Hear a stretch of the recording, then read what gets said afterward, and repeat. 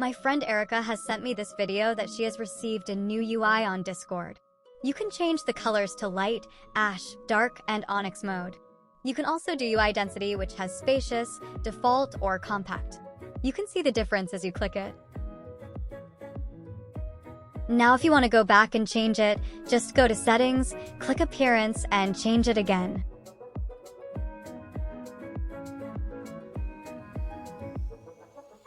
Scroll up and you will be able to change colors too. Truth be told, they don't have any crazy level changes besides the appearance. But you can expand the channel thingy and even reduce its size. If you're impressed with it, that's cool. Also, this update is still in beta. Not everyone has gotten it. Not even me. Shout out to my staff and friend Erica who made an effort to record the video and informing me about it. Anyway, if you liked the video, hit the like and subscribe button.